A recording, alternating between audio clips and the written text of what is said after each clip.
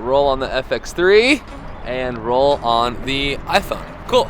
All right, everybody. Today is a very simple video, a non-scientific look on just how close the iPhone 14 Pro is getting to a real cinema camera. And when I say cinema camera, that should clue you in, because today we're testing cinematic mode. One's already cinematic, one has a mode that puts it in it or something, but yeah, they're gonna be like this. They're gonna be clashing. Okay, so I'm looking at all the footage and it's looking something, but before we dive into my hard-hitting analysis, I thought it'd be worthwhile for you to take a look at the footage yourselves.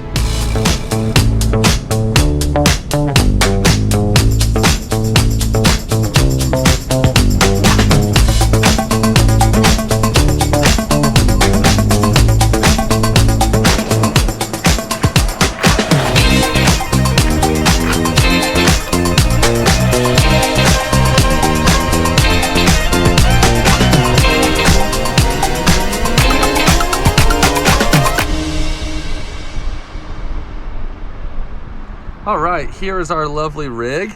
Trying to get the phone and camera to be as in the same position as possible, which is harder than you think, trust me. Also, quick shout out to Condor Blue. All the blue on there, obviously by them. This handle as well, this extender. They just sent me a bunch of gear, their new FX3 cage, and I love it. This isn't sponsored or anything. I mean, there's not even gonna be a link in the description, but they make great stuff. So if you're interested in checking out some cage options for your camera, FX3 or any others, be sure to check them out because they're great. And yeah, there's the rig, guys. Looks way too extra.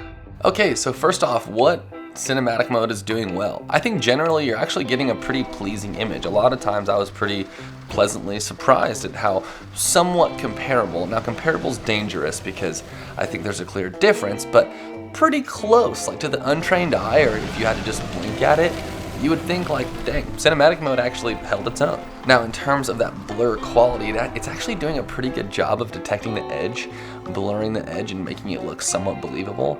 I think what it doesn't do as well as lenses is have a fall off. So with bokeh, you'll see right here, there's a fall off of blur.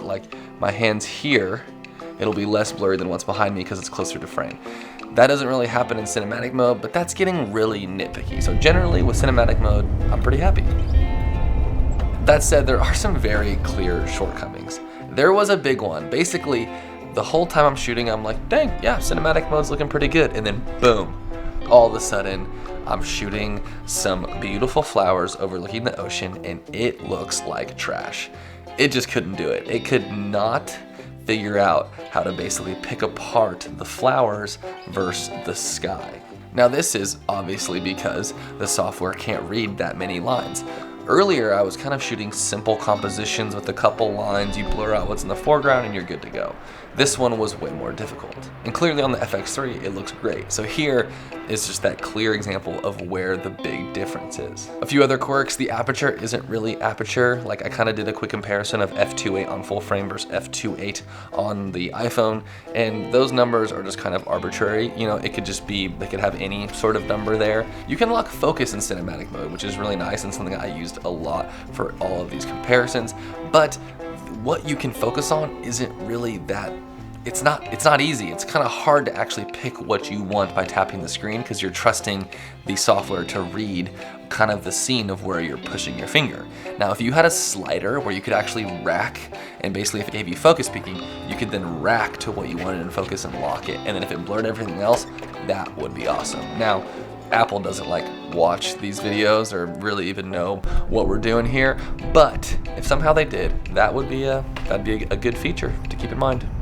You also can't lock white balance, which on any sort of professional shoot is a total deal breaker, and you also can't control your shutter speed, which are all things that actually are part of it being cinematic, because cinematic mode doesn't really make sense, because it's not it should be like bokeh mode, because cinematic doesn't really mean blur or depth of field. Cinematic, well, okay, let's just save that for the end, because that's going to be a whole rant. We'll save that. Okay, getting to the end, my actual thoughts.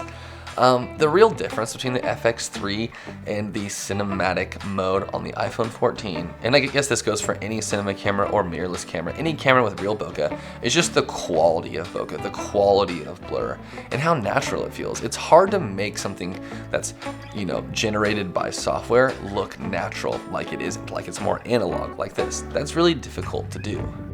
Okay, now for the actual question, what even is cinematic? Cinematic is not just blur, but blur is a part of an image that could be deemed cinematic. Cinematic is just really a catch-all term to mean anything that you would see in like a movie, anything you'd see in Hollywood. So that could be how it's shot, it could be the shutter speed, it could be the color, it could be the acting, and it's kind of all of those things. So I think cinematic mode, don't get too carried away with that. It's not gonna make your shot cinematic. What makes your shot cinematic is all those things I just listed, and it's a term that honestly we need to reinvent a little bit because it's getting a little tired.